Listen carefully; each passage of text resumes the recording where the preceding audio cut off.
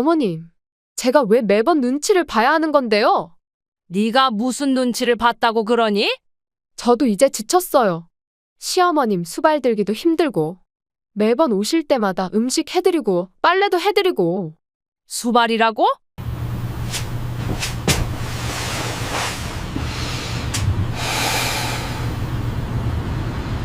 생각 안 하시면서. 그리고 이 집은 제 명이니까 죄송하지만 어머님이 상관하실 게 아니에요. 그동안 네가 보여준 모든 게 거짓이었단 거니? 그런데 며느라, 네 뜻대로 일이 진행되진 않을 거다. 너가 몰라도 한참 모르고 있구나. 네가 한 짓들 반드시 후회하게 만들어주마. 아이고, 이게 뭔 일이람. 올해는 병원에 안 갈 줄 알았더니 젊었을 땐 감기 한 번 안 걸렸는데 나이가 드니 자주 아프네. 저는 한숨을 내쉬며 병원 진료 확인서를 바라보았습니다. 며칠 전부터 갑자기 목이 마르고 소변도 자주 보게 되었어요. 동네 병원에서 당뇨 검사를 했는데 수치가 좋지 않다며 큰 병원을 가보라 하더군요. 여보세요? 아들아 엄마인데. 전화기 너머로 지금은 전화를 받을 수 없습니다라는 기계음만 들립니다. 서울 가는 기차표를 예매하면서도 마음이 무거웠어요. 며느라, 내일 서울 가는데 집에 있니? 어머님, 죄송한데 내일은 약속이 있어서 집에 없을 것 같아요. 차가운 며느리의 목소리에 가슴 한켠이 시려왔습니다. 그래, 그럼 혼자 가보는 수밖에 없지. 아침 일찍 집을 나섰습니다. 기차역으로 가는 버스 안에서 창밖을 바라보며 한숨만 나왔어요. 나이가 들수록 낯선 곳에 가는 게 두렵고 불안하단 걸 이제야 실감하네요. 아가씨, 서울역이 어디서 내리는 거죠? 기차역에서 만난 친절한 대학생이 저를 서울역까지 안내해 주었어요. 서울역에서 내려서 저는 곧장 택시를 타고 병원으로 향했습니다. 오후 2시 진료인데 아직 시간이 많이 남았네요. 어머님, 진료 예약은 내일 오전으로 해드렸습니다. 간호사의 말에 그만 눈앞이 캄캄해졌어요. 하필 오늘 진료가 다 찼다니 이제 어디서 하룻밤을 보내야 할지. 아들의 집 열쇠도 없고 며느리는 전화도 받지 않고. 아들아, 엄마가 내일 진료라서 오늘 하룻밤만 있다 갈게. 추위로 인해 떨리는 손으로 문자라도 보내봤지만 답장이 올 리 없겠죠. 아휴, 이왕 이렇게 된 거 서울 구경이나 해볼까. 그래도 몇십 년 만에 혼자 와보는 서울이네. 젊었을 때는 이렇게 돌아다니는 게 즐거웠는데. 휴대폰만 뚫어지게 보다가 결국 발걸음을 돌렸어요.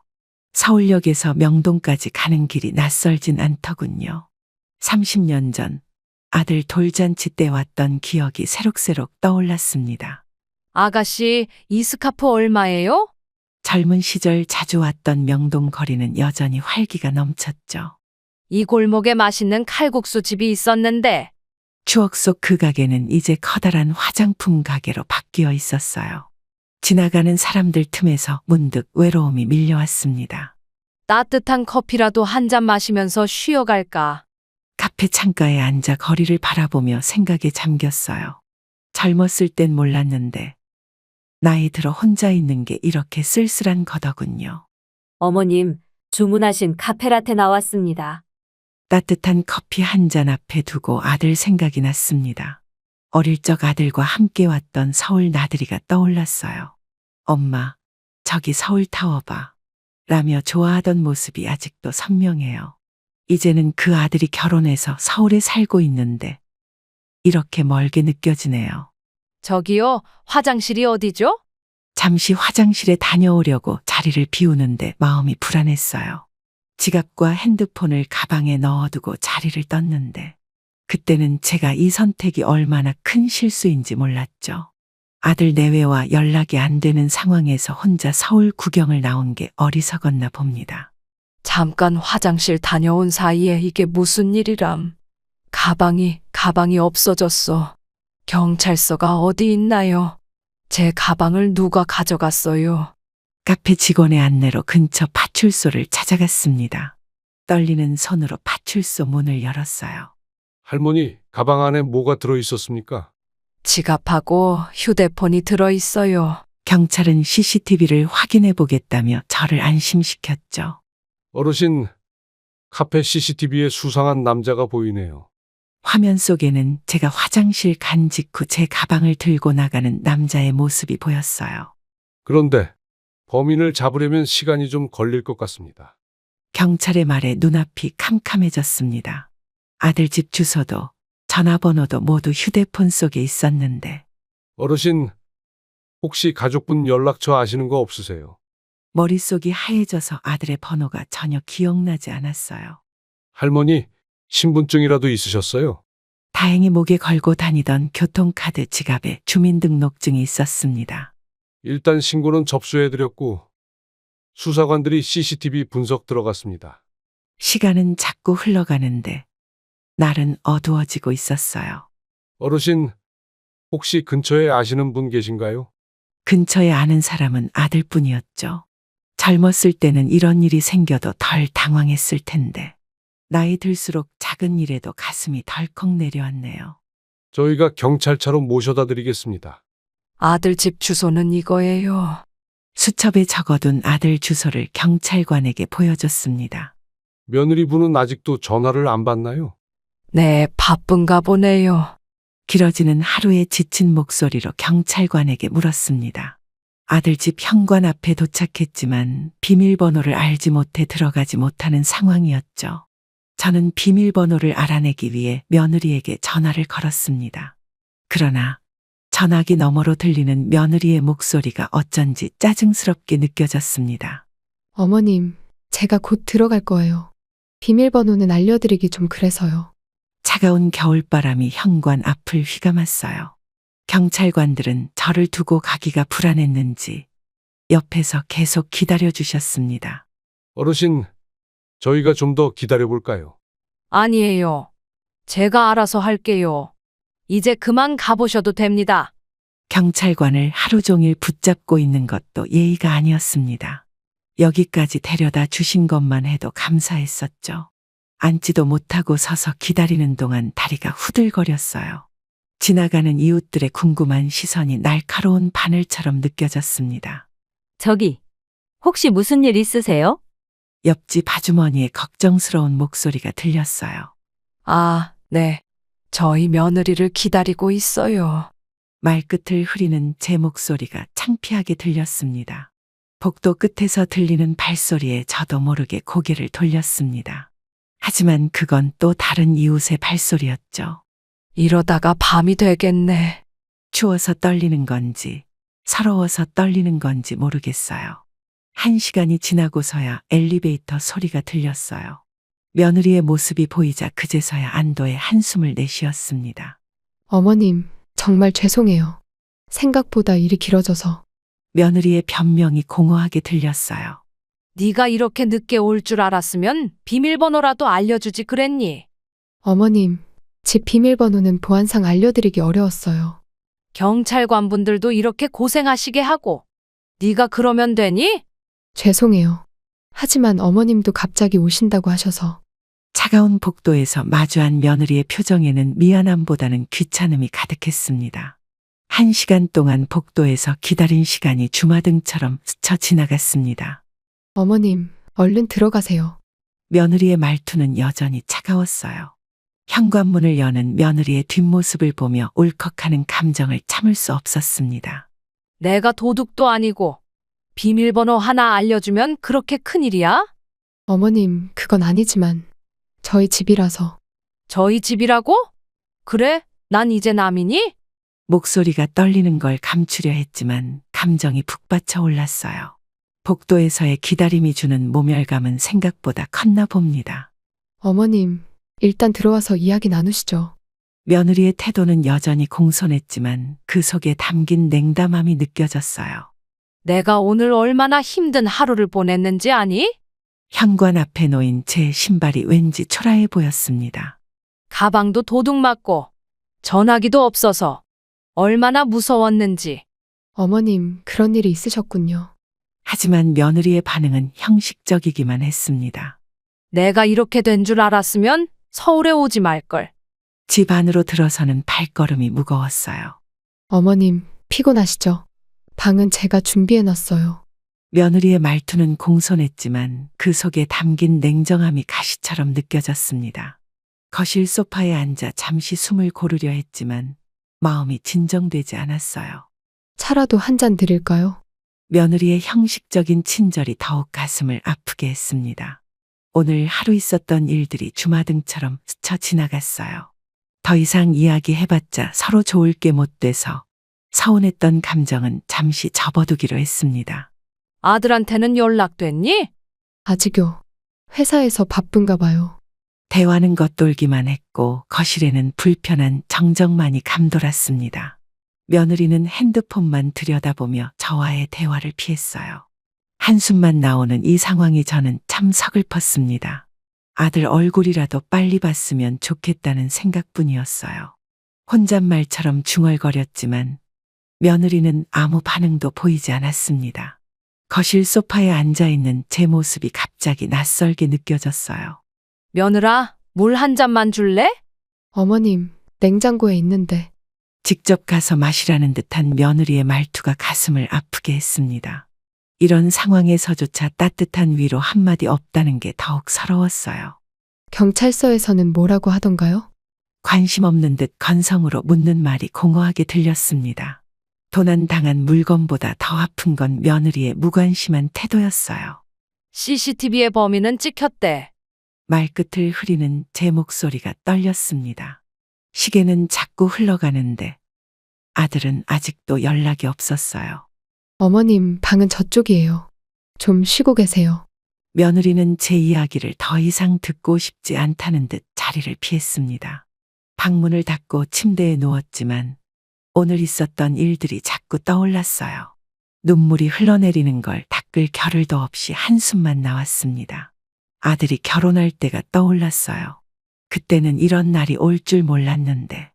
그런데 잠시 후 며느리가 굳은 표정으로 저를 불렀습니다.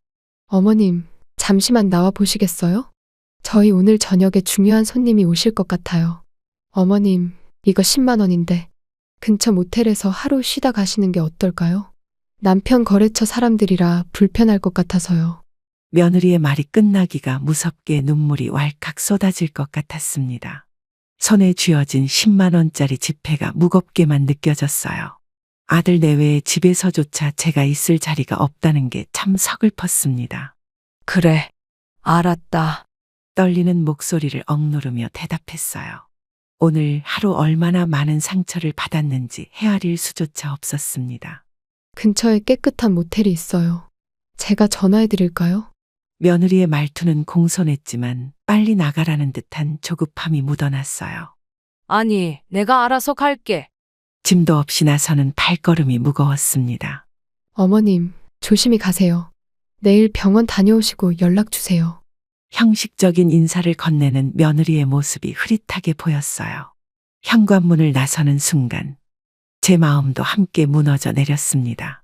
어머님, 저기 골목 끝에 모텔이 있어요. 며느리의 마지막 말이 귓가에 맴돌았어요. 저녁 무렵에 차가운 바람이 볼을 스쳤습니다. 낯선 거리를 걸으며 문득 젊은 시절이 떠올랐어요. 그때는 아들이 이렇게 클 줄도 몰랐고 제가 이런 대접을 받을 줄도 몰랐습니다. 방 하나 있나요? 모텔 프론트에서 떨리는 목소리로 물었어요. 할머니 혼자 오셨어요? 직원의 걱정스러운 눈빛이 더욱 서글프게 느껴졌습니다. 모텔 방문을 열자 낯선 냄새가 코를 찔렀어요. 침대에 앉아 창밖을 바라보니 눈물이 주르륵 흘러내렸습니다. 내가 왜 이런 곳에 와 있나? 한숨 섞인 혼잣말이 방 안에 울렸어요. 며느리가 건넨 10만 원을 바라보며 참 씁쓸했습니다. 밤이 깊어갈수록 외로움은 더욱 짙어졌어요. 창밖으로 보이는 네온 사인이 제 처지를 더욱 초라하게 만들었습니다. 아들아, 엄마가 이러고 있다는 걸 알기는 하니. 방 안의 어둠 속에서 저는 그저 눈물만 흘릴 수밖에 없었어요. 모텔 방 안의 적막이 가슴을 더욱 아프게 했습니다. 창문을 두드리는 빗방울 소리가 제 눈물 소리와 섞여들었어요. 이제는 잠마저 오지 않아 그저 천장만 바라보고 있었습니다. 엄마, 어디세요? 왜 전화를 안 받으셨어요? 아들아, 나 지금 모텔에 있어. 네? 모텔이요? 그게 무슨 소리예요? 며느리가 오늘 저녁에 중요한 손님 온다고 나가라더라. 깊어가는 밤, 아들의 다급한 목소리가 전화기 너머로 들려왔습니다. 오랫동안 기다렸던 아들의 전화였지만 이런 상황에서 받게 될 줄은 몰랐어요. 도대체 무슨 일이에요? 아들의 목소리가 점점 커졌습니다. 며느리가 중요한 거래처 손님 온다면서 모텔에서 자고 가라고 돈도 주더라. 떨리는 목소리로 겨우 말을 이었어요. 엄마, 무슨 소리예요? 저 오늘 약속 같은 거 없어요. 아들의 격앙된 목소리에 가슴이 덜컥 내려앉았습니다. 그럼 며느리가 거짓말을 한 거야? 순간 온몸에 힘이 빠지는 것 같았어요. 엄마, 지금 어디 계신지 주소 좀 알려주세요. 제가 당장 모시러 갈게요. 아들의 분노가 전화기 너머로도 느껴졌습니다. 이 근처 무슨 모텔인데? 간판이 파란색이야. 창밖을 바라보며 떨리는 목소리로 설명했어요. 알겠어요. 제가 금방 갈 테니까 거기서 기다리세요. 전화를 끊고 나니 갑자기 모든 것이 현실감 없게 느껴졌습니다. 모텔 방 안의 정막이 더욱 무겁게 다가왔어요. 며느리가 왜 이런 거짓말을? 혼잣말처럼 중얼거리는 제 목소리가 낯설게 들렸습니다. 엄마, 얼마 후 문을 거칠게 두드리는 소리와 함께 아들의 목소리가 들렸어요. 방문을 열자 아들의 얼굴에 걱정과 분노가 가득했습니다. 어떻게 된 거예요? 자세히 말씀해 주세요. 오늘 하루가 너무 힘들었어. 그제서야 참았던 모든 감정이 터져나왔습니다. 가방도 도둑 맞고. 아들은 제 이야기를 듣는 내내 굳은 표정이었어요. 엄마, 일단 우리 집으로 가요. 아들의 차에 오르면서 모텔을 뒤로 했습니다. 창밖으로 스치는 도시의 풍경이 꿈만 같았어요. 와이프한테 전화해봤는데 안 받네요. 아들의 목소리에는 분노가 가득했습니다. 차 안의 침묵이 우리 모두를 무겁게 했어요. 아들 집으로 향하는 길. 제 마음속에는 복잡한 감정이 교차했습니다. 늦은 밤, 집으로 돌아온 우리를 맞이한 건 소파에 앉아있던 며느리였어요. 집에 도착한 아들은 며느리에게 따지기 시작했습니다. 당신 도대체 왜 이런 거짓말을 한 거야? 며느리는 잠시 침묵을 하더니 결심한 듯 냉정한 표정으로 대답했습니다. 솔직히 말할게.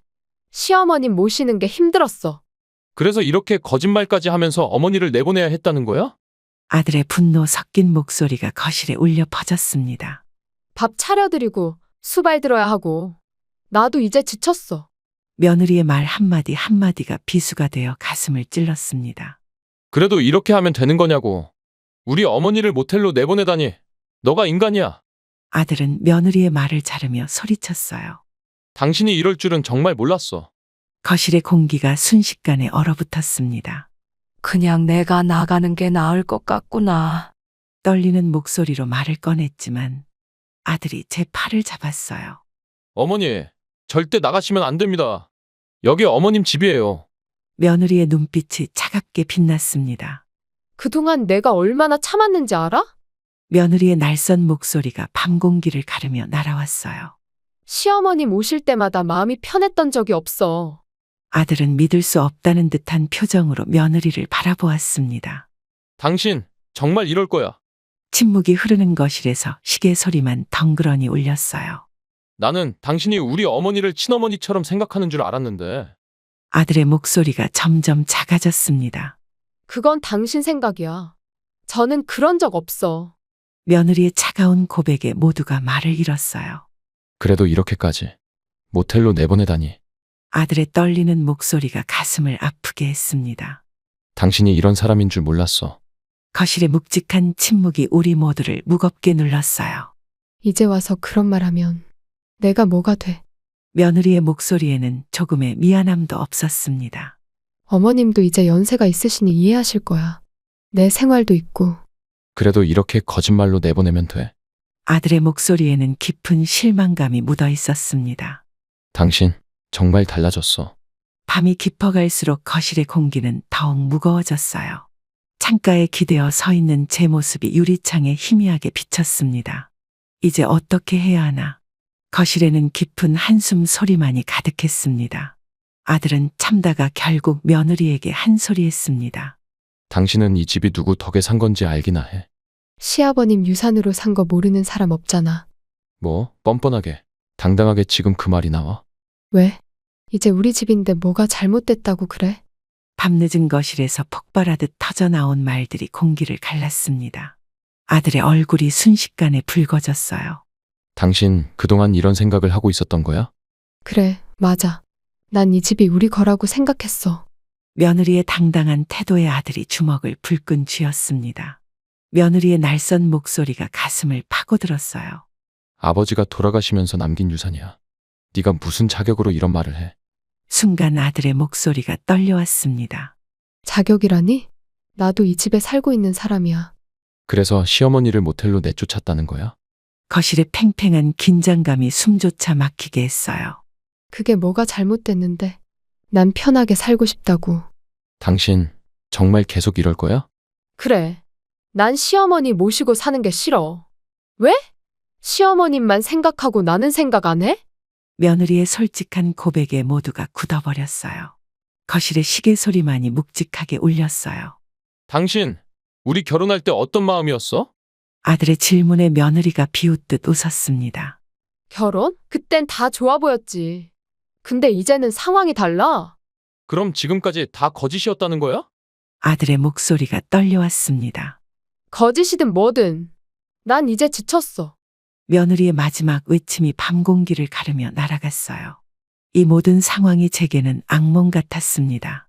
이제 그만해라. 떨리는 목소리로 겨우 말을 꺼냈지만 아무도 제 말을 듣지 않았어요.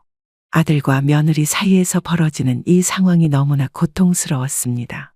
내가 집으로 돌아가마.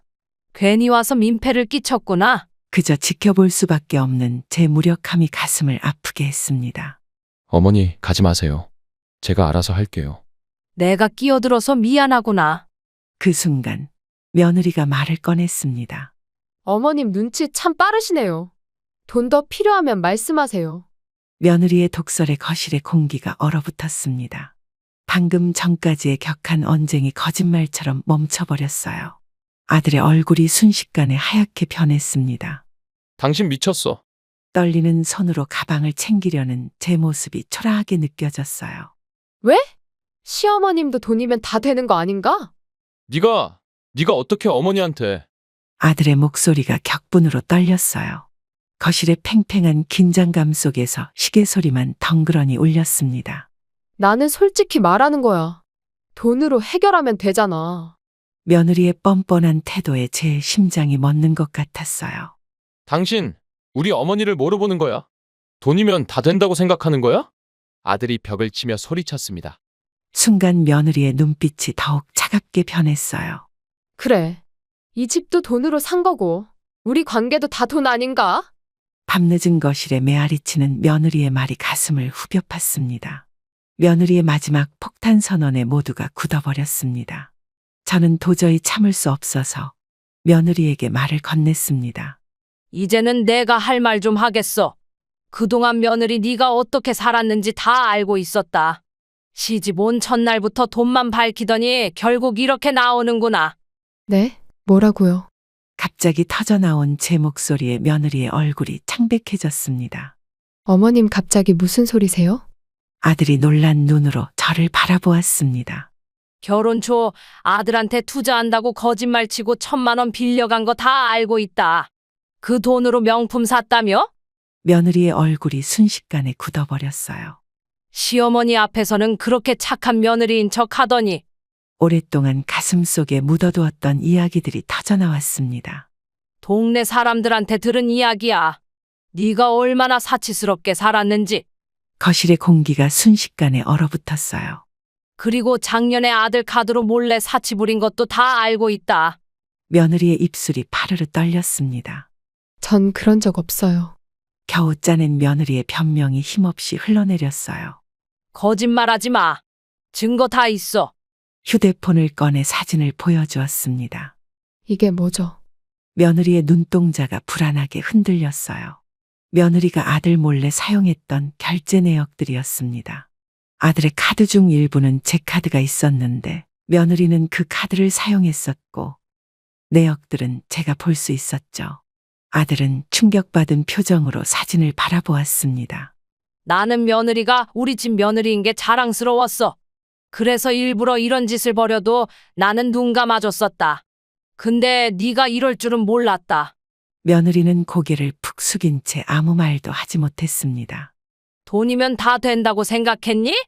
제 질문에 며느리는 그저 어깨만 떨었어요. 답해봐. 네가 그렇게 당당하지 않았어? 밤늦은 거실에 정적이 흘렀습니다. 어머니, 전 그저 며느리의 목소리가 점점 작아졌어요. 이제 와서 변명하지 마. 아들은 믿을 수 없다는 듯 며느리를 바라보았습니다. 당신, 그동안 나를 속여온 거야? 난 그저 잘 살고 싶었을 뿐이야. 며느리의 눈에서 눈물이 흘러내렸습니다. 그게 이렇게 사람을 속이고 돈을 훔치는 거였구나. 이제 와서 그런 눈물 흘려봤자 소용없다. 아들의 한숨 소리가 거실에 울려 퍼졌습니다. 시계 소리만이 무겁게 울리는 거실에서 우리는 각자의 생각에 잠겼어요. 이제는 돌이킬 수 없는 진실이 밝혀진 것 같았습니다. 며느리의 민낯이 드러난 이 순간, 제 마음은 오히려 담담해졌어요. 그동안 쌓아왔던 의심과 불신이 하나둘 증명되는 순간이었습니다. 아들의 눈빛에는 깊은 실망감이 서려 있었어요. 그 순간, 며느리는 아직 할 말이 남았는지 화를 내기 시작했습니다. 그래도 그런 말씀하셔도 소용없어요. 이 집은 저희 공동 명의로 되어 있는걸요? 뭐라고? 무슨 소리를 하는 거야? 이제 와서 이런 말씀하시면 뭐 하시겠어요? 여보, 진짜 그렇게 생각하고 있었어? 아들의 냉소적인 웃음소리가 거실에 울렸습니다. 책상 서랍을 향해 걸어가는 아들의 발걸음이 무거웠어요. 당신, 이거 한번 봐봐. 갈색 봉투에서 꺼내진 등기부등본이 테이블 위에 놓였습니다. 이게 뭔데? 며느리의 얼굴이 순식간에 하얗게 변했어요. 소유자는 김영자. 이게 무슨 뜻이야? 김영자는 제 이름 석자입니다. 우선 어머니가 명의는 이전하지 않는 조건으로 우리한테 이 집에 살려고 하신 거였어. 아들의 설명에 며느리의 표정이 일그러졌어요. 그래서 당신이 나한테 거짓말을 했다고? 며느리의 손이 부들부들 떨리기 시작했습니다. 당신도 나한테 거짓말했잖아. 아까 그 카드랑 명품백 이야기처럼. 아들의 한숨소리가 무겁게 내려앉았어요. 난 이제 여기 못 있겠어. 며느리가 자리에서 벌떡 일어났어요. 앉아라. 아직 할 말 다 안 했어. 제 목소리가 흔들리지 않게 나왔습니다. 이 집은 내 명이야. 앞으로도 당분간은 그럴 거고.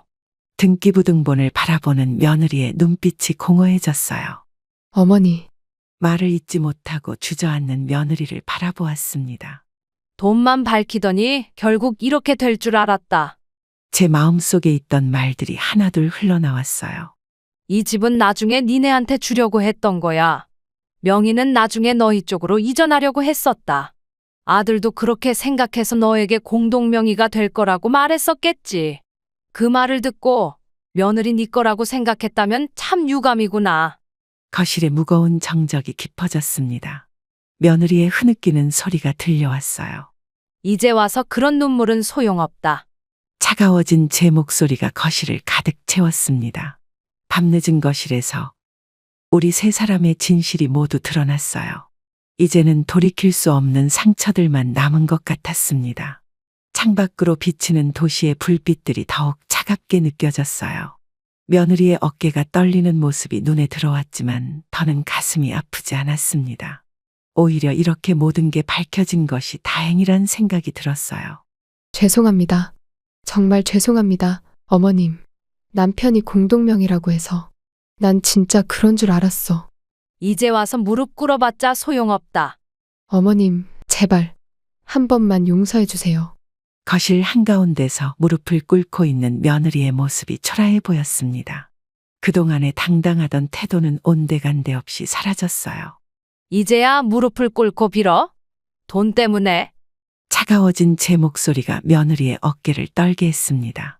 그동안 시어머니를 모텔로 내쫓을 만큼 독한 며느리였으면서. 아들은 한숨을 쉬며 창밖만 바라보고 있었어요. 전 정말 몰랐어요. 며느리의 흐느끼는 소리가 거실을 채웠습니다. 이제 와서 그런 핑계가 무슨 소용이 있겠니? 가방을 집어들며 천천히 현관으로 향했어요. 어머님, 가지 마세요. 아들이 제 팔을 잡았지만 이미 마음은 굳어진 뒤였습니다. 이제는 너희끼리 잘 살아라. 문고리를 잡은 제 손이 떨렸어요. 어머니, 제발. 한 번만 기회를. 며느리의 애원하는 목소리가 등 뒤에서 들려왔습니다. 용서는 시간이 걸릴 것 같구나. 현관문을 열며 깊은 한숨이 나왔어요. 돈만 보고 살았던 네 모습을 난 절대 잊을 수 없을 것 같아. 복도의 차가운 공기가 얼굴을 스쳤습니다. 어머님, 마지막으로 들리는 며느리의 흐느낌 소리가 가슴을 스쳤어요. 하지만 이미 돌아갈 수 없는 강을 건넌 것 같았습니다. 엘리베이터 버튼을 누르는 손가락이 무거웠어요. 엄마, 저라도 잘 모시고 살게요. 아들의 목소리가 복도에 울렸습니다. 아니다. 이제 난 혼자가 편하겠구나. 닫히는 엘리베이터 문 사이로 며느리의 눈물 젖은 얼굴이 보였어요. 새벽 공기가 차가웠지만 제 마음은 이상하게 편안해졌습니다. 이제야 모든 것이 제자리를 찾은 것 같았어요. 아파트를 나서는 발걸음이 무거웠지만 후회는 없었습니다. 택시를 기다리며 하늘을 올려다보니 별이 유난히 밝았어요. 이제는 정말 끝이구나 하는 생각이 들었습니다. 이제 시골 집으로 돌아와 평범한 일상을 보내고 있어요. 텃밭에 고추도 심고 마당에 빨래를 널면서 그때의 일들을 돌아보게 됩니다. 10년 전 며느리가 처음 우리 집에 들어온다고 했을 때가 떠오르네요. 어머님, 앞으로 잘 부탁드려요.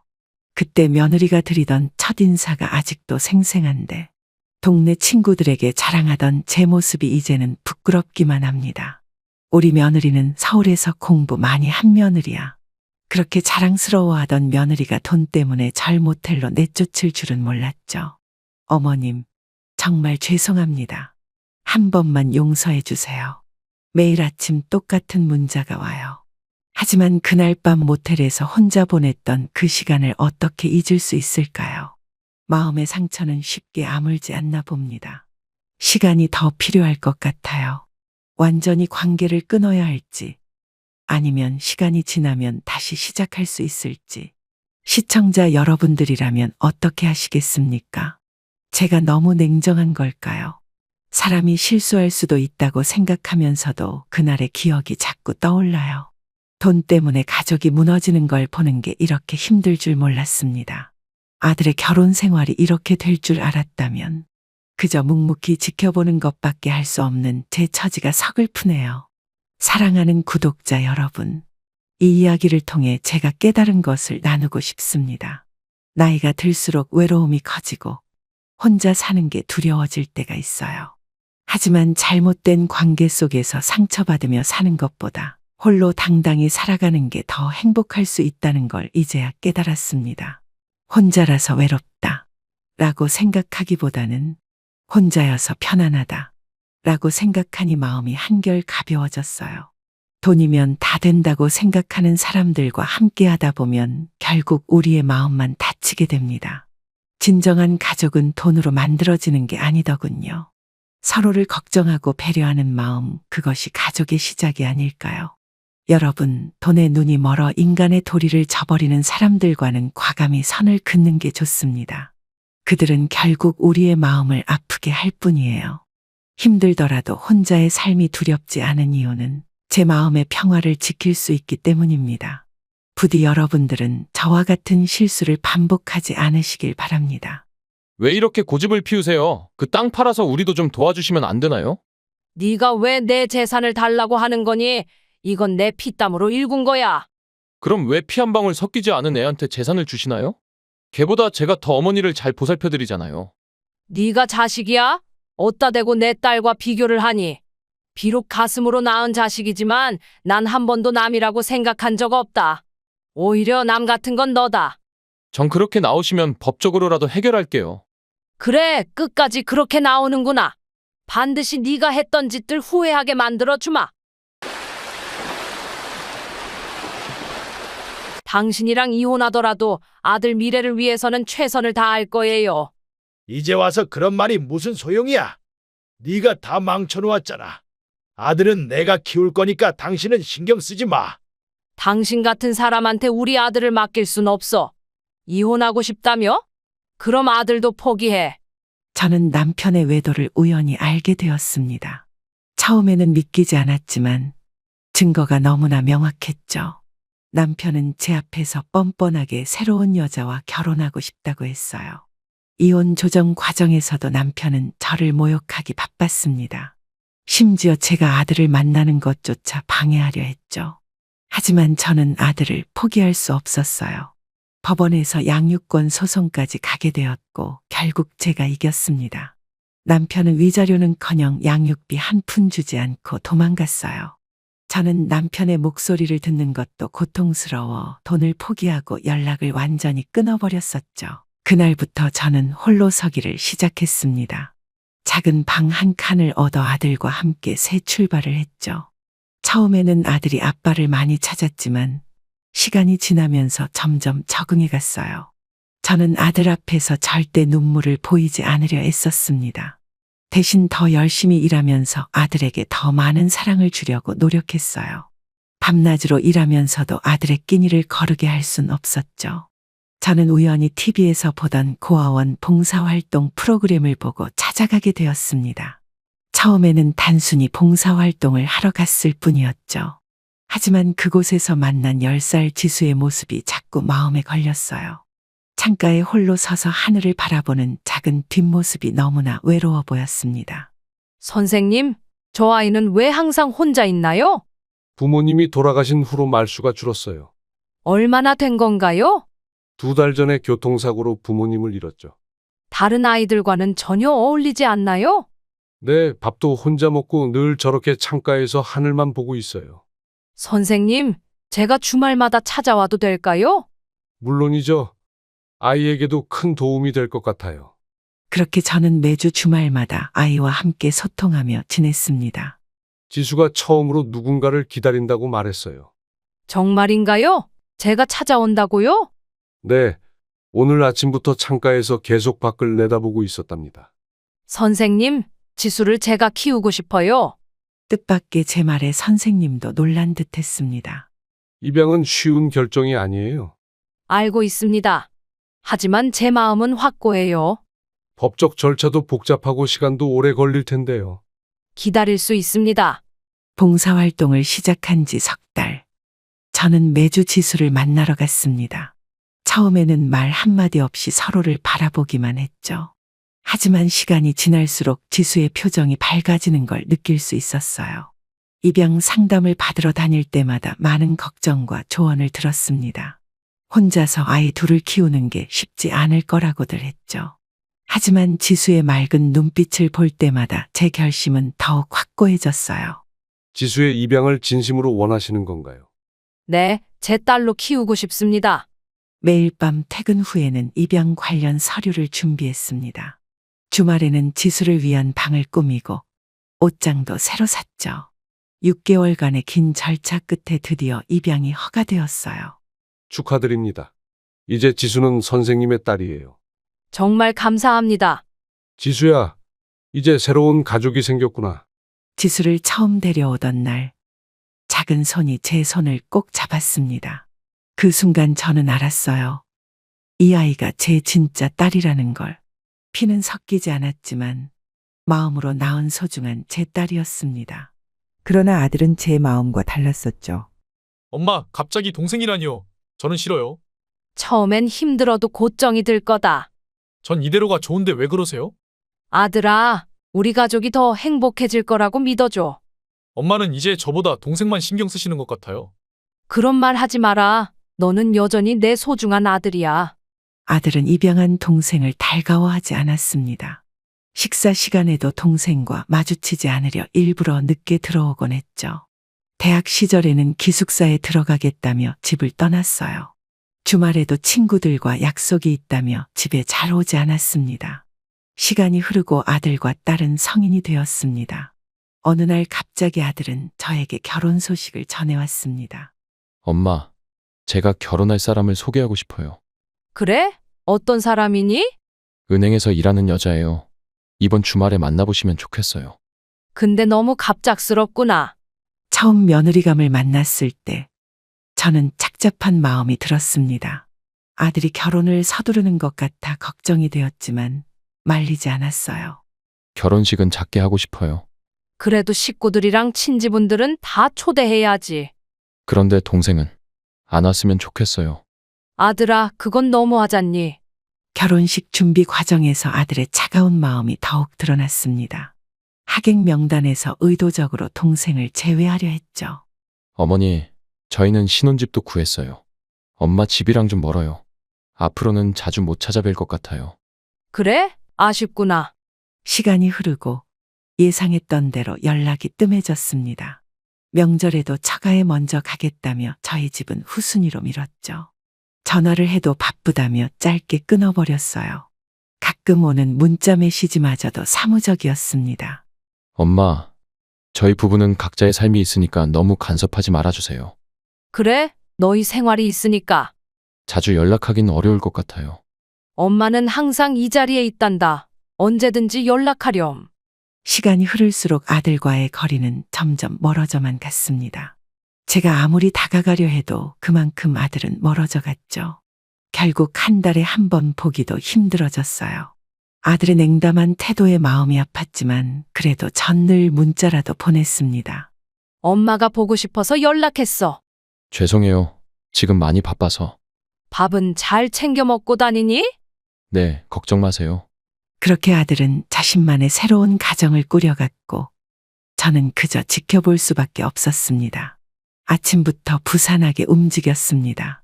아들이 좋아하는 갈비찜과 몇 가지 밑반찬을 정성껏 준비했어요. 따뜻한 온기가 아직 남아있는 반찬통을 손수건으로 곱게 싸서 가방에 넣었죠. 며느리도 좋아할 거란 생각에 김치도 새로 담가서 넣었습니다. 날씨가 추워진다는 일기예보를 듣고 겨울 김장도 미리 해두었거든요. 아들아, 엄마가 반찬 좀 해놨는데 갖다 주려고. 지금요? 저희 곧 약속이 있어서 나가봐야 해요. 그래도 오랜만에 반찬도 했는데. 잠깐이라도. 다음에 오세요. 오늘은 정말 안 될 것 같아요. 그래도 가는 길인데. 금방 갈게. 어머니, 저희 지금 나가려던 참이에요. 잠깐만 들렀다 갈게요. 버스에서 내려 아들 집으로 가는 길, 갑자기 하늘에서 눈이 쏟아지기 시작했습니다. 순식간에 온 세상이 하얗게 변해갔고 발걸음을 옮기기도 힘들 정도였죠. 우산을 준비하지 못해 머리카락이며 옷이 눈으로 흠뻑 젖었어요. 반찬 가방을 꼭 붙들고 조심조심 걸어가는데 그만 미끄러워서 엉덩방아를 찍고 말았습니다. 아들아, 엄마가 집 앞이야. 눈이 너무 많이 오네. 엄마, 그러니까 오시지 말랬잖아요. 저희 나가봐야 해서. 반찬만 놓고 가세요. 잠깐만 들어가서 손 좀 녹이면 안 될까? 약속 시간이 있어서 정말 안 돼요. 어머니가 이러실 줄 알았어요. 그래서 오지 말라고 했잖아요. 발이 푹푹 빠지는 눈길을 힘겹게 걸어 도착했지만 현관문은 굳게 닫혀 있었습니다. 옷은 흠뻑 젖었고 온몸이 떨렸지만 아들은 문을 열어주지 않았어요. 현관 앞에 서서 한참을 기다렸지만 결국 반찬 봉투만 놓고 돌아설 수밖에 없었습니다. 니들이 어떻게 나한테 이럴 수 있니? 정말 서운하구나. 죄송해요. 다음에 시간 될 때 연락드릴게요.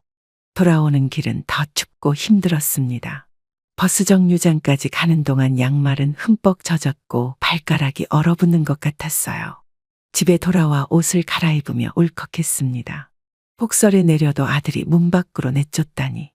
한때는 제 품 안에서 포근히 잠들던 아이였는데 이제는 이렇게 차갑게 변해버렸네요. 창밖으로 내리는 눈을 바라보며 아들의 마음도 이렇게 차갑게 변해버린 걸까 생각했습니다. 어머니, 옷이 다 젖으셨네요. 손이 얼음장 같아요. 어서 따뜻한 물로 씻으세요. 제가 방금 따뜻한 유자차 끓였어요. 오빠가 어떻게 이럴 수가 있죠? 그러게 말이다. 도대체 무슨 일이길래 엄마를 문전박대하는지. 어머니가 이렇게 고생하시는데 오빠는 눈도 마음도 다 얼어버린 것 같아요. 젖은 옷을 갈아입고 나오자 딸이 따뜻한 유자차를 내밀었습니다. 차 한 모금에 얼었던 몸이 녹아내리는 것 같았어요. 딸은 제 발을 보더니 얼른 따뜻한 물을 받아왔습니다. 어머니, 제가 밥 해드릴게요. 이제 오빠 집에는 가지 마세요. 저랑 맛있는 것도 많이 먹어요. 머리카락에서 떨어지는 물방울을 닦아주는 딸의 손길이 따뜻했습니다. 창밖으로 눈은 계속 내리고 있었지만 마음만은 조금씩 녹아내리는 것 같았어요. 딸이 끓여준 따뜻한 국물에 밥을 말아 먹으니 얼었던 몸도 점점 따뜻해졌습니다. 하지만 여전히 아들의 차가운 말투가 귓가에 맴돌았어요. 어머니, 내일은 같이 시장 가요. 둘이 맛있는 거 해 먹으면서 영화도 보고요. 아이고, 우리 딸밖에 없다.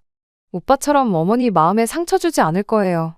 폭설이 내리는 창밖을 바라보며 저는 생각했습니다. 왜 피 한 방울 섞이지 않은 딸은 이토록 따뜻한데 제가 낳은 아들은 이렇게 차가워진 걸까요? 그동안 아들에게 무엇이 잘못됐던 걸까? 제가 실수한 게 있었을까 곰곰이 생각해 보았습니다. 하지만 답을 찾을 수 없었고 그저 딸의 따뜻한 위로에 기대어 그날 밤을 보냈습니다. 저는 왜 아들이 폭설에 내리는 날에 저를 문전박대했는지 그때는 알지 못했습니다. 저녁을 먹고 침대에 누워 핸드폰을 들었습니다. 잠이 오지 않아 유튜브를 보다가 우연히 며느리의 채널을 발견했어요. 일상 브이로그라는 제목의 영상들이 쭉 올라와 있었습니다. 최근 영상을 눌러보니 제주도 여행 영상이 있었죠. 처가댁과 그리고 아들이 함께 찍은 가족 여행 영상이었습니다. 푸른 바다를 배경으로 찍은 사진에서 아들은 환하게 웃고 있었어요. 평소에 제게 보여주던 냉철한 표정은 온데간데 없이 사라진 모습이었죠. 여보, 장모님이 끓여주신 된장찌개 최고예요. 라는 아들의 말이 들려왔습니다. 처가댁 식구들과 함께 찍은 식사 자리에서는 행복이 가득한 표정이었어요. 오늘 제가 들고 간 반찬은 문 앞에 놓고 가라더니 처가댁 음식은 저렇게 좋아하는구나 싶어 마음이 아팠습니다. 영상 속 아들은 장인어른과 술잔을 기울이며 즐거워했습니다. 저는 그저 화면을 멍하니 바라보다가 눈물이 흘렀어요. 다음에 또 여행 가요. 라는 아들의 말이 가슴을 파고들었습니다. 바쁘다며 제 전화도 잘 받지 않던 아들이 처가와는 이렇게 자주 여행을 다니고 있었네요. 영상 속에는 크리스마스, 설날, 추석 때 찍은 영상들도 있었습니다. 명절 때마다 저희 집은 후순위로 미뤘던 이유가 이제야 이해가 됐어요. 처가댁과 함께하는 시간이 그렇게 즐거웠던 거겠죠.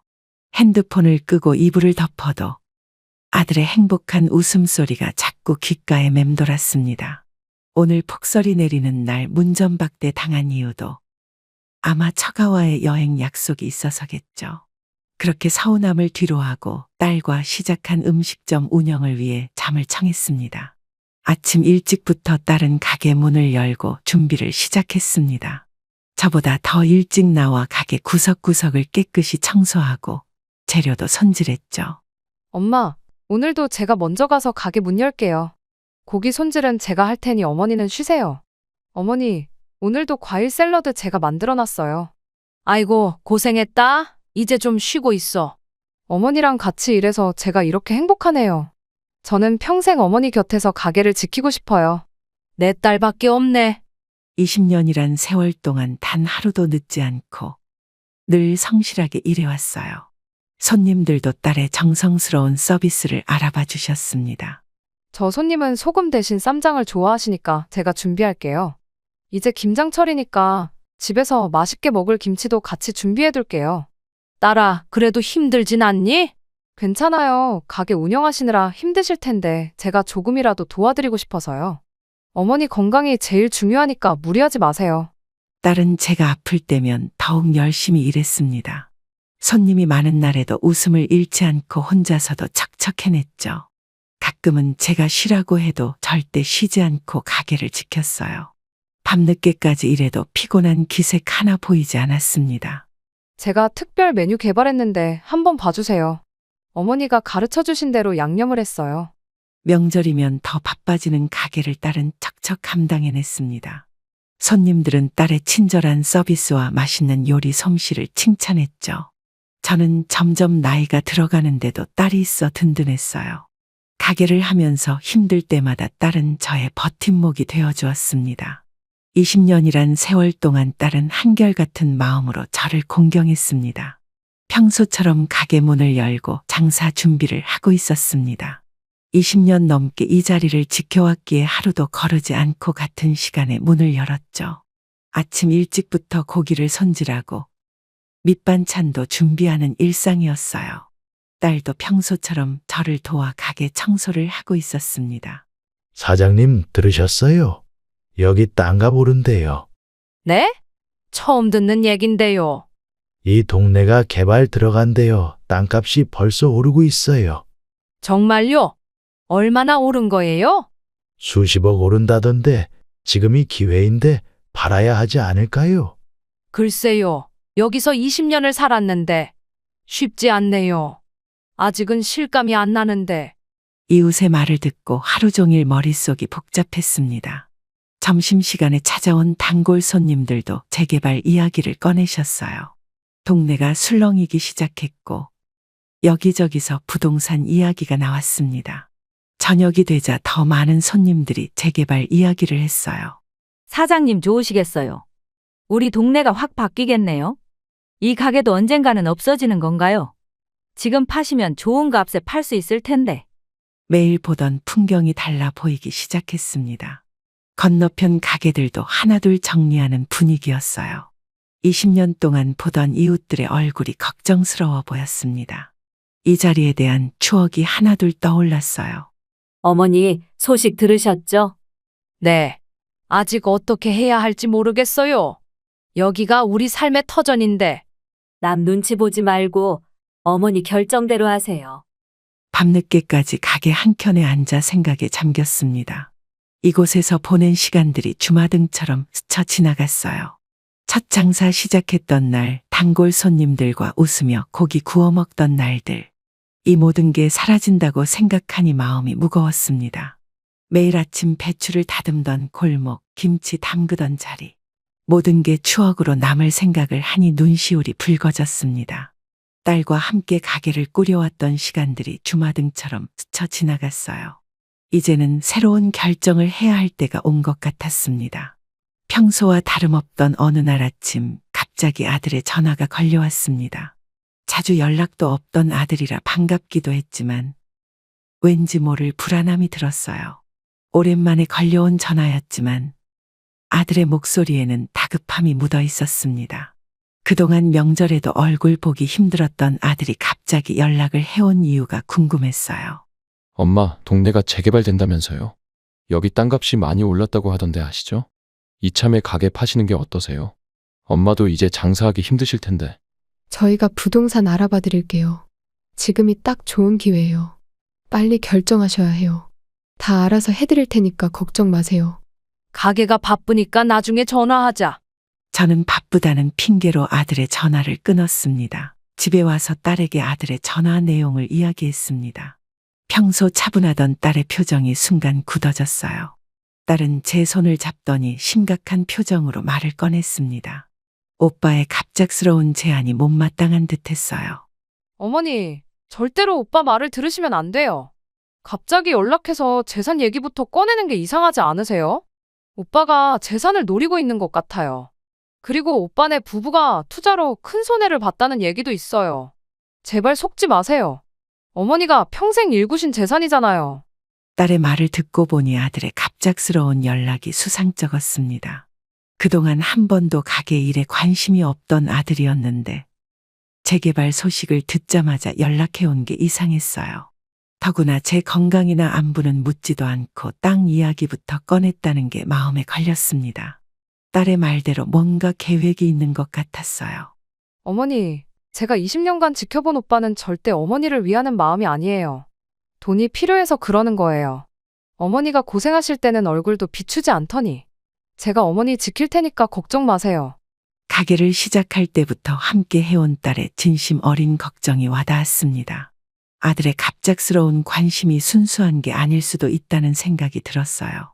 그동안 제가 힘들 때는 없던 관심을 왜 하필 재개발 소식이 들리자마자 보이는 걸까요? 이제는 더 이상 순진하게 생각해선 안 될 것 같았습니다. 다음 날 아침, 예고도 없이 아들과 며느리가 집으로 찾아왔습니다. 평소에는 바쁘다며 얼굴도 비추지 않던 그들이 서류 가방까지 들고 왔어요. 엄마 오랜만이죠? 딸은 오빠 부부의 갑작스러운 방문에 당황한 듯 했지만 표정 관리를 하며 차를 내왔습니다. 거실에 앉자마자 아들은 가방에서 부동산 서류들을 꺼내기 시작했어요. 엄마, 저희가 알아본 투자처가 정말 괜찮아요. 어머니, 장모님도 이 투자 많이 하셨는데 수익이 좋대요. 지금 재개발 들어가면 땅값이 더 오르기 전에 빨리 결정하셔야 해요. 어머니 앞으로도 장사하시기 힘드실 텐데 저희가 잘 운용해 드릴게요. 일단 명의만 저희한테 맡겨주시면 돼요. 투자금을 마련하려면 어머니 명의로는 어려워서요. 지금이 기회예요. 더 늦기 전에 결정하세요. 장모님도 어머니 설득해달라고 하셨어요. 갑자기 쏟아지는 말들에 저는 할 말을 잃었습니다. 투자라는 말과 명예 이전이라는 단어가 제 머릿속을 어지럽혔어요. 딸은 옆에서 제 손을 꼭 잡고 있었죠. 어쩐지 이 모든 게 미리 준비한 각본처럼 느껴졌습니다. 어머니 재산을 왜 갑자기 오빠 명의로 해야 하나요? 오빠 그동안 어머니한테 관심도 없다가 왜 이러는 거예요? 그냥 어머니가 계속 가게 하시면 되잖아요. 어머니 재산 노리고 이러시는 거 아니에요? 며느리의 얼굴이 순간 굳어졌고 아들은 언성을 높이기 시작했습니다. 네가 뭔데 끼어들어? 피 한 방울도 섞이지 않은 사람이? 아들아 말이 너무 심한 거 아니니? 아들은 계속해서 명의를 바꾸지 않으면 투자가 어렵다며 저를 설득하려 했어요. 딸은 단호하게 오빠의 제안을 반대했고 저도 마음을 굳게 먹었습니다. 평생 일궈온 제 재산을 이렇게 쉽게 넘길 수는 없었어요.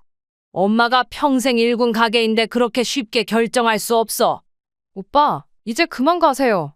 어머니 재산은 어머니가 알아서 하실 거예요. 더 이상 이런 말씀 마시고 돌아가세요. 아들 부부는 자리에서 벌떡 일어났습니다. 며느리는 제게 원망 섞인 눈빛을 보냈고 아들은 문을 쾅 닫고 나갔어요. 그들이 떠난 후 거실에는 무거운 정적만이 남았습니다. 딸은 저를 안아주며 울음을 참았어요. 어머니 잘 아신 거예요. 제가 어머니 지킬 테니까 걱정 마세요. 아까 오빠가 했던 말을 신경 쓰지 마라. 네 괜찮아요. 어머니가 놀라셨을까봐 더 걱정이에요. 창밖으로 아들 부부가 떠나는 모습을 보며 마음이 아팠습니다. 제가 키운 아들이 이렇게 변해버릴 줄은 몰랐어요. 돈 앞에서 부모도 모르는 자식이 되어버린 현실이 너무 서글펐습니다. 하지만 이제는 더 이상 순진하게 생각해선 안 될 것 같았어요. 아들과의 일이 있고 난 후 저는 더욱 일에 매달렸습니다.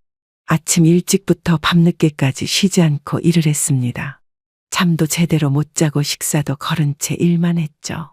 딸이 걱정스러운 눈빛으로 바라봤지만 일하는 것만이 아들 생각을 잊을 수 있는 방법이었습니다.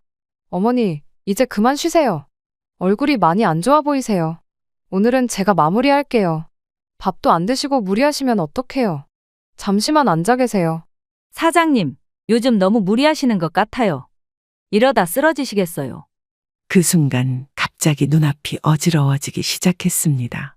손에 들고 있던 젓가락이 바닥에 떨어졌어요. 어깨에 힘이 풀리면서 균형을 잃었고 그대로 쓰러졌습니다. 딸의 놀란 비명소리가 멀리서 들리는 것 같았어요.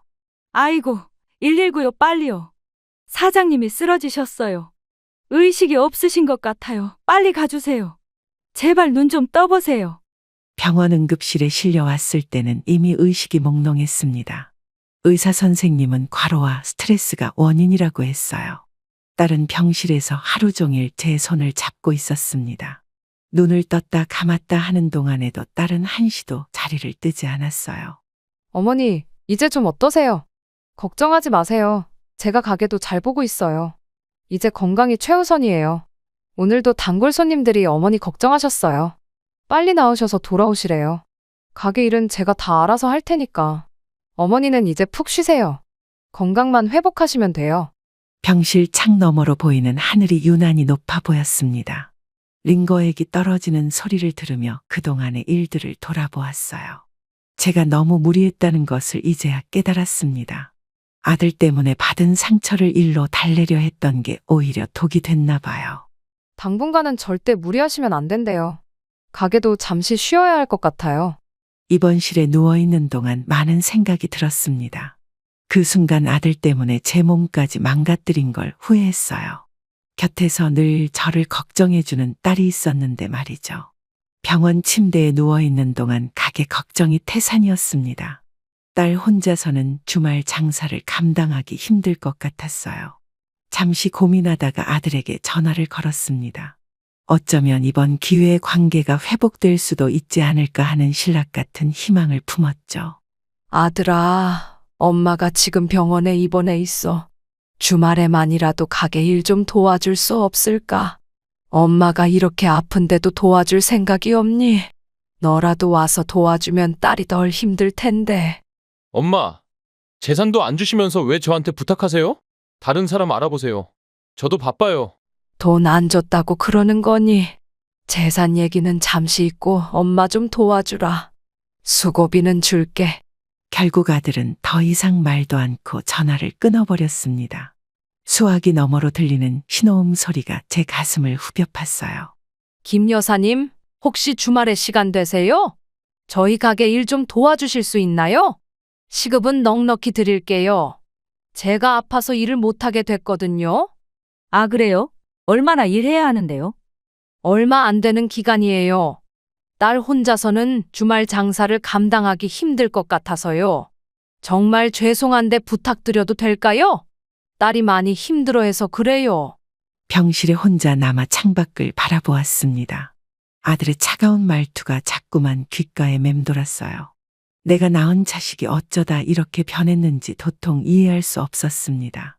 돈 앞에서는 효도도 부모도 없는 건가 싶어 마음이 아팠어요. 걱정하지 마세요. 이웃 여사님이 많이 도와주신대요. 어머니는 건강만 생각하세요. 오빠한테 연락하신 거예요? 딸의 얼굴에 실망감이 가득했습니다. 아들에게 전화했다는 걸 알고는 더욱 마음 아파하는 것 같았어요. 이제는 정말 아들에게 기대하지 말아야겠다고 다짐했습니다. 아무리 피를 나눈 자식이라도 이제는 마음을 접어야 할 때가 온 것 같았어요. 어머니, 이제 오빠는 잊으세요. 저랑 둘이 잘 살면 되죠. 우리끼리 행복하게 살아요. 창밖으로 석양이 저물어 갔습니다. 마음 한켠에 있던 아들에 대한 기대도 저 석양과 함께 저물어가는 것 같았어요. 이제는 진정 아들을 내려놓고 곁에 있는 사람들과 함께 살아가야겠다는 생각이 들었습니다. 돈으로만 저를 판단하는 아들이지만 그래도 여전히 가슴 한켠이 아팠어요. 병실에서 홀로 누워있는데 옆 침대에 어르신께서 말을 걸어오셨습니다. 처음 뵙는 분이었지만 따뜻한 미소로 이야기를 건네시니 마음이 놓였어요. 아들 얘기를 꺼내자 어르신도 비슷한 경험이 있다며 귀 기울여 들어주셨습니다. 밤늦도록 이야기를 나누다 보니 마음속에 쌓였던 응어리가 조금씩 풀리는 것 같았어요. 어르신, 제가 아들을 잘못 키웠나 봐요. 돈 때문에 이렇게 변할 줄은 몰랐어요. 혼자 키우느라 고생했다고 칭찬도 많이 받았는데 재개발 얘기가 나오니까 갑자기 달라지더라고요.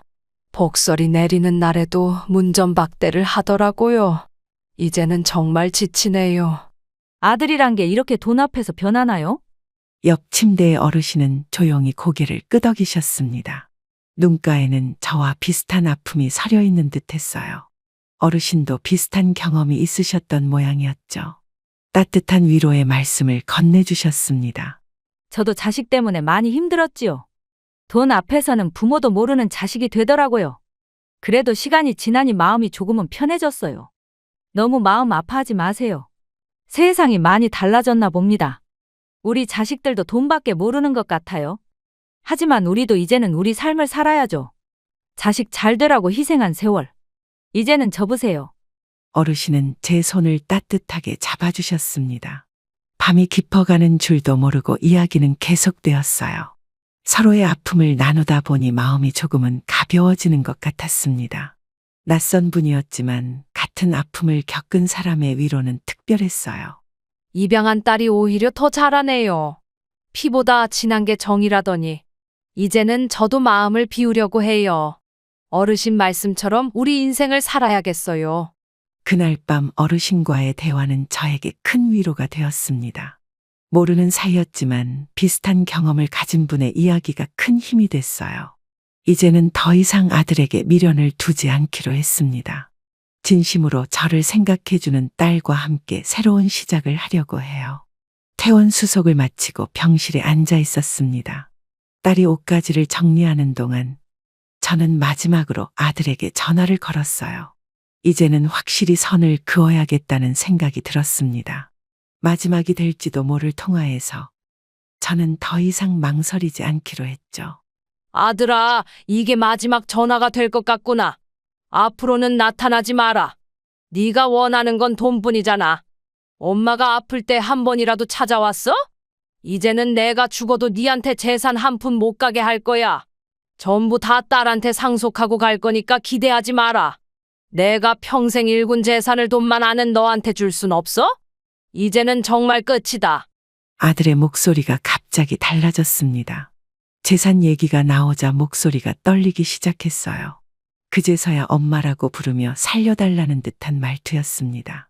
돈 앞에서 이렇게 쉽게 변하는 아들의 모습이 서글펐어요. 엄마, 제가 잘못했어요. 그동안 너무 이기적이었던 것 같아요. 다시 한 번만 기회를 주세요. 앞으로는 효도하면서 살겠습니다. 차가운 아들의 목소리가 순간 애처로워졌습니다. 하지만 이제는 더 이상 그런 말에 흔들리지 않기로 했어요. 수십 년을 키운 자식이지만 이미 돈으로 물든 마음은 돌이킬 수 없을 것 같았습니다. 저는 단호하게 말했어요. 이제 와서 그런 말이 무슨 소용이 있니? 재산 얘기가 나오니까 그제서야 엄마가 생각나는 거니? 너무 늦었다. 이제는 정말 끝이야. 앞으로도 이렇게 살 거면 차라리 남처럼 지내자. 딸이 제 어깨를 잡고 있었습니다. 더 이상 아들의 말을 듣고 싶지 않아 전화를 끊었어요. 오히려 마음이 편안해지는 기분이었어요. 어머니, 잘 아셨어요. 이제 우리 둘이 행복하게 살아요. 제가 평생 어머니 곁에서 효도할게요. 더 이상 마음 아프지 마세요. 태어나는 길, 저는 새로운 다짐을 했습니다. 이제는 진정으로 저를 아끼는 딸과 함께 살아가야겠다고요. 아들에 대한 미련도 기대도 모두 내려놓기로 했습니다. 돈 때문에 변한 아들이지만 그래도 제가 낳은 자식이라 가슴 한켠이 아프긴 했어요. 하지만 이제는 정말 끝이었습니다. 인생의 마지막 순간까지 진정한 가족의 의미를 보여준 딸과 함께 살아가려 해요. 예상대로 재개발이 확정되면서 땅값이 크게 올랐습니다. 나이가 들수록 몸이 더 힘들어져서 가게 운영이 점점 버거워졌어요. 딸은 여전히 20년 전처럼 변함없이 저를 챙기며 가게 일을 도맡아 했습니다. 건강도 좋지 않은 데다 나이도 있어서 이제는 딸에게 모든 걸 넘겨주기로 결심했어요. 어머니, 제가 알아서 잘할게요. 이제 푹 쉬세요. 가게 걱정은 마세요. 건강이 더 중요해요. 어머니 요리 솜씨 그대로 배웠으니까 걱정 마세요. 법무사 사무실에서 명예 이전 서류를 작성하는 동안 감회가 새로웠습니다. 20년 넘게 일궈온 가게를 딸에게 넘기는 순간이 이렇게 빨리 올 줄 몰랐어요. 하지만 제 선택이 옳다는 걸 알고 있었습니다. 피는 섞이지 않았어도 진정한 가족이 된 딸을 믿었기 때문이죠. 앞으로도 어머니 자랑스러운 딸이 될게요. 절대로 실망시키지 않을게요. 딸아, 말이라도 고맙다. 어머니가 일구신 것 더 크게 키워볼게요. 딸의 눈에는 눈물이 고여 있었습니다. 책임감으로 어깨가 무거워 보였지만 의젓한 모습이었어요.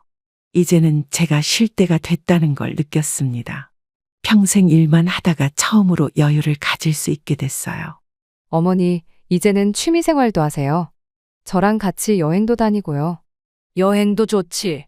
평소에 안 하던 짓을 하려니 어색하구나. 매일 아침 산책도 하시고요. 제가 번 돈으로 효도관광 모시고 갈게요. 가게를 물려받은 후 딸은 더욱 열심히 일했습니다. 손님들도 딸의 음식 맛과 서비스를 더 좋아하게 됐어요. 그러던 어느 날 아들과 며느리가 갑자기 찾아왔습니다. 며느리는 고가의 명품 가방을 들고 있었고 아들은 봉투를 손에 쥐고 있었어요. 문을 열자마자 환하게 웃는 모습이 오히려 불편하게 느껴졌습니다. 전에 없던 친절함과 살가움이 가식적으로 보였죠. 어머니, 오랜만에 뵙네요. 어머니 생각나서 이렇게 선물도 준비했어요. 그동안 잘못했던 거 다 잊으시고 화 푸세요. 어머니, 좋은 소식도 있어요. 와이프가 임신했어요. 손주도 생기는데 어떻게 안 될까요? 손주한테 당당한 할머니가 되셔야죠. 건물만 저희에게 주시면 평생 효도하면서 살게요. 손주까지 생각하셔야 하지 않을까요? 아들의 말에 가슴 한켠이 아려왔습니다. 아직 태어나지도 않은 손주까지 끌어들여 저를 설득하려 하다니요. 돈과 명품으로 모든 걸 해결하려는 모습이 너무나 낯설었습니다. 자식이 이렇게까지 변할 수 있다는 게 슬펐어요. 어머니, 이 돈으로 좋은 데 가서 편하게 사세요. 우리가 건물 관리 잘할게요.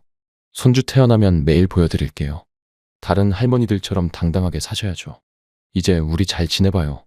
어머니, 이 명품 가방 메고 다니시면 다들 부러워할 거예요. 이제는 저희를 믿어주세요. 손주 생각해서라도 한 번만 더 기회를 주세요. 딸이 옆에서 지켜보다가 참지 못하고 나섰습니다. 돈으로 모든 걸 해결하려는 오빠 부부의 모습에 화가 난 듯했어요. 태어나지도 않은 아이까지 이용하는 모습이 너무 비열해 보였나 봅니다. 저는 묵묵히 봉투와 가방을 도로 건넸어요. 그만들 가보세요. 아직 태어나지도 않은 아이까지 이용하시나요? 돈으로 모든 게 해결될 거라 생각하시나 봐요. 더 이상 이런 모습 보고 싶지 않아요. 저희의 마음은 이미 다쳤어요. 앞으로도 이렇게 살 거면 더 이상 오지 마세요. 그리고 돈과 명품으로 부모 마음을 살 수 있다고 생각하지 마세요. 이제 그만 돌아가세요. 아들과 며느리는 당황한 듯 서로를 바라보았습니다. 돈으로 해결되지 않는다는 사실에 놀란 것 같았어요. 마지막으로 손주 얘기를 꺼내려던 순간 저는 단호하게 문을 닫았습니다.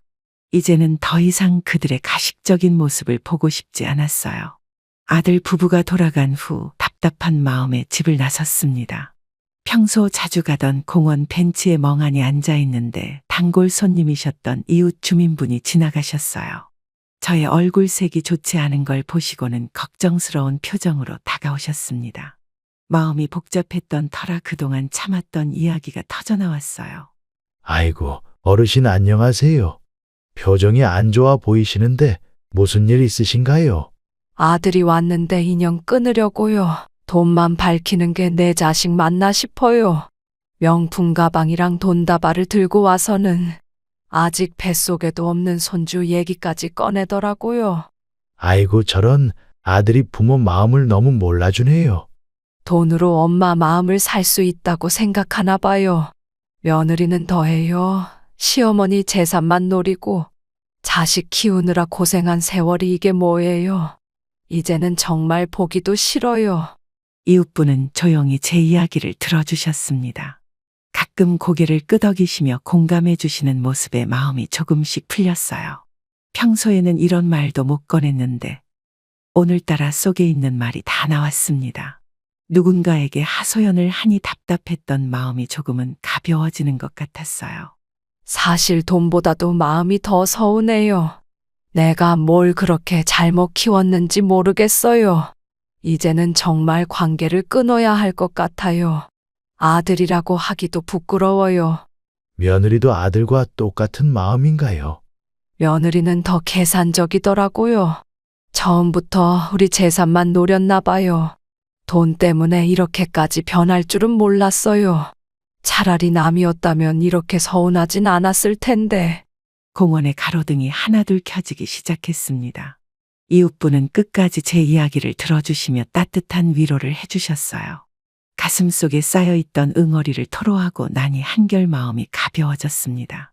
누군가에게 제 마음을 털어놓을 수 있다는 것만으로도 위로가 됐어요. 이제는 정말 잊으려고요. 마음을 비우고 딸이랑 살려고 해요. 돈만 밝히는 자식보다는 진심으로 저를 생각해주는 딸이 있으니까요.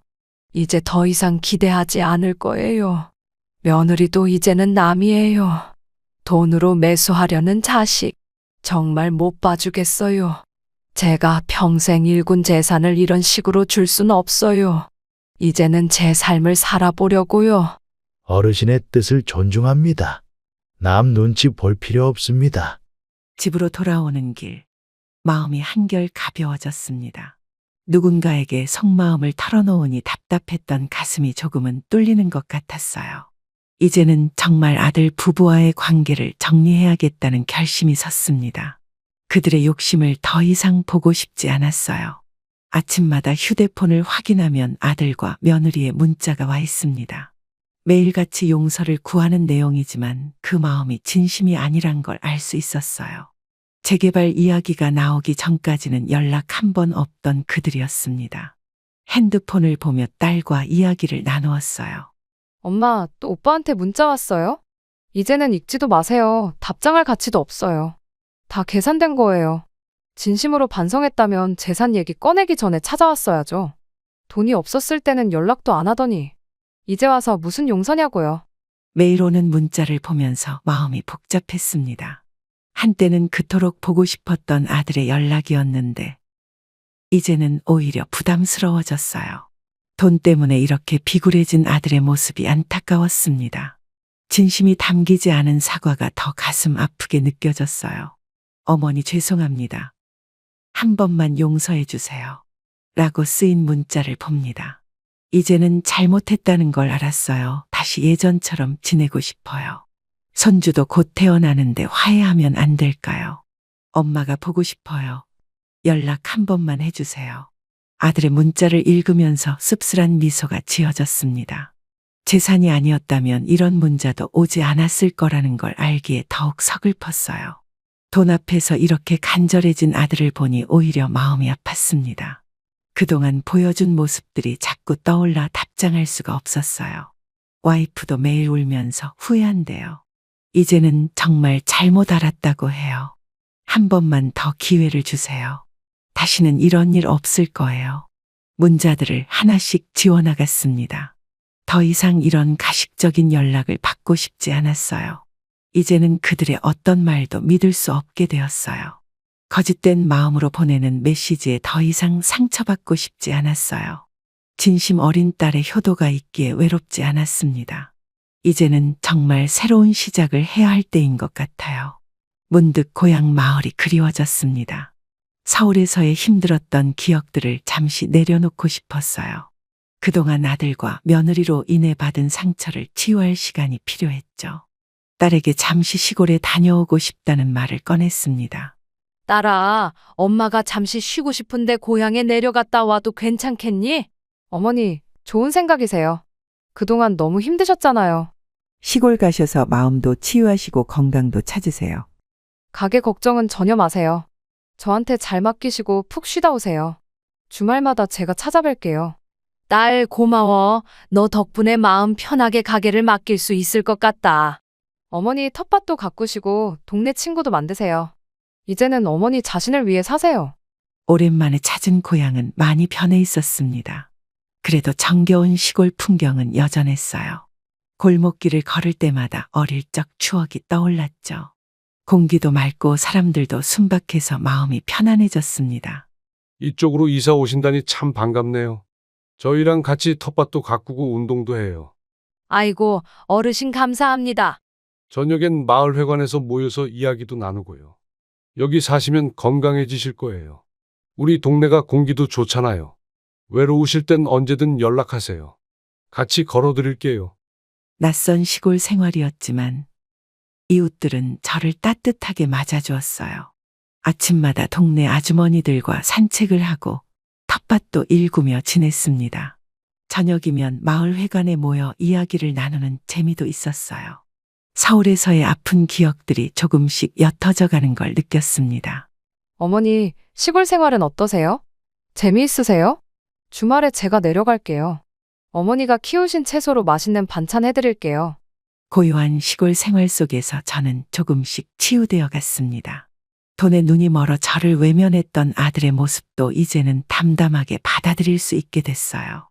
매일 아침 텃밭에 나가 채소를 가꾸며 새로운 삶의 의미를 찾아가고 있습니다.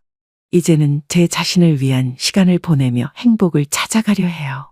돈 앞에서 자식의 태도가 완전히 바뀌는 것을 보며 깊은 배신감을 느꼈습니다. 혈육이라는 이유로 모든 것을 참고 이해하려 했지만 그것이 오히려 저를 더 아프게 했네요. 20년간 한결같은 마음으로 저를 지켜준 입양딸을 보며 깨달았습니다. 진정한 가족은 피가 아닌 서로를 위하는 마음으로 만들어진다는 것을요. 구독자 여러분, 우리 인생에서 가장 소중한 것은 진심입니다. 돈으로 당신을 판단하고 이용하려 하는 사람과는 과감히 선을 그으세요. 설령 그들이 가족이라 할지라도 당신의 행복을 위해서는 때로는 등을 돌려야 합니다. 영원할 것만 같았던 가족의 정도 돈 앞에서는 순식간에 변할 수 있어요. 하지만 진심 어린 마음으로 서로를 아끼고 보듬어준 사람이 진정한 가족이 될 수 있다는 걸 잊지 마세요. 돈보다 소중한 것이 사람이고 그 사람과의 관계입니다. 이제는 저도 더 이상 망설이지 않고 진정으로 저를 아끼는 사람들과 함께 행복한 삶을 살아가려 합니다. 여러분도 자신의 가치를 알아주는 사람들과 함께 하시길 바랍니다. 그것이 제가 이 긴 시간을 겪으며 깨달은 가장 소중한 교훈입니다. 그럼 오늘도 행복한 하루 되세요. 감사합니다.